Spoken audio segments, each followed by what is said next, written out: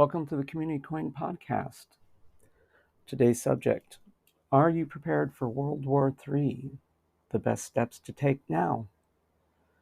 It seems abundantly clear that World War III is either just around the corner or has already started. Even though we here in the United States have not seen a great deal of hardship as a result of what is going on globally, we certainly will be dramatically impacted in the coming months and years. If we look at what is going on in the two countries in the world that are currently a major war zone, I won't say the names for reasons that are clear to most, we can get an idea of what we can expect to happen here in the United States. Things like social unrest, a crumbling economic system and economic collapse, a deteriorating political system, supply chain problems, energy production and availability problems, perhaps even violence in the streets, whether that be from foreign forces, extremists, or just our own people who are fed up with economic hardship or political divisions. I'm not even going to get into things like kinetic warfare on American soil or nuclear warfare on American soil, but let's just look at the economic and social impacts. Are you ready to go to the grocery store and have limited selection and have difficulty even paying for the few things that are available? Are you ready to go to the ATM and find that there is no money? Are you ready to go to the gas pump and find that there is no gas? Are you ready to stand in line at your bank only to be told that there's no more money today? Come back tomorrow? Are you ready to be laid off and not be able to find a new job?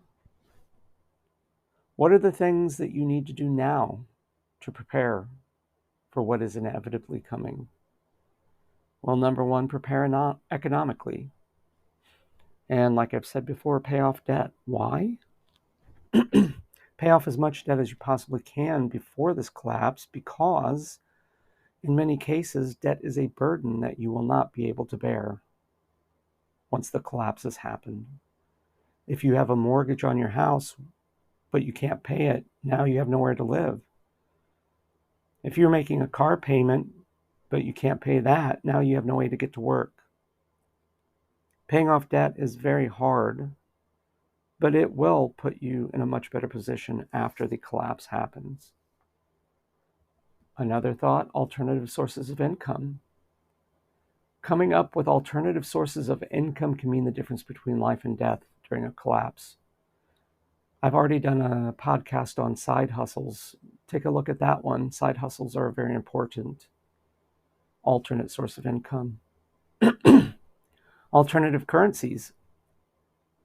If the dollar is no longer a viable instrument of transaction, then you're going to need something else like gold, silver, barterable items, a time banking network, stuff like that. Bartering. Think about how you would be able to barter in a situation like the Venezuelans found themselves in, or the Argentinians or the Lebanese. Do you have skills, goods, services that you can barter? Do you know how to do that? Also build a network. Building a mutual assistance and mutual aid network is more important now than ever. This needs to be done prior to the collapse to be most effective. Talk with your neighbors and friends, people at church and social organizations that you trust. Also, you need to be preparing physically. Get your house in order, both literally and figuratively. If there is anything that needs repaired, repair it while you can. Think about what in your life needs fixing that you've been putting off. Procrastination at this point in history can cost you more than you think. Prepare your resources, your supplies, stock up. Food and water, not only water supply, but also filtration, safety. How will you protect yourself and your family during social unrest or periods where there is no rule of law, periods when you call 911 and no one comes? Medically, do you have adequate medical supplies? Do you have medical needs that rely on being able to access certain medical supplies? Consider these and prepare in advance. One thing that is often neglected is your body. It is important to be in good physical condition during times of hardship and stress. You don't want to be the one that can't handle the physical demands. If you are, then you become the burden to your family and friends rather than an asset. Also, prepare psychologically. Prepare yourself now, mentally, for the inevitable difficulties and hardships coming in the next few months and years. You don't want to wait until the crisis happens to try to prepare yourself mentally for it. And absolutely prepare spiritually, because this is more than just a physical and psychological experience that we're going through. This is a spiritual experience. You must be prepared spiritually, and that may be the most important part. Have a game plan. Consider all the different scenarios. Make a list of all the things that you may need to be prepared for in the coming months and years, and then make an outline or a checklist so that your preparations are organized. Consider both a bug in and a bug out situation. And finally, don't be that person. Don't be that person that waits until the last minute and then tries to figure out what to do after the crisis has already happened. Be proactive rather than reactive. An ounce of prevention is worth a pound of cure. Hopefully, all of this will not be necessary, but there's a very real possibility that this is going to be a very, very difficult few years. This is probably the biggest social and political threat since what the European countries faced during World War II. This time, however, it will not be limited to one theater of operation. This is going to be global.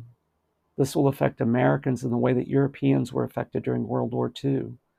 It will affect Americans in the way that Americans were affected during the Great Depression. It's more important now than ever to be well informed and well prepared.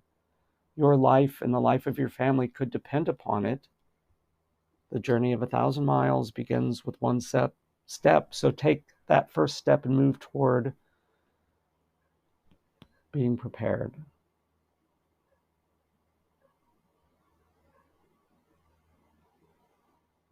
Thank you. We will see you next time.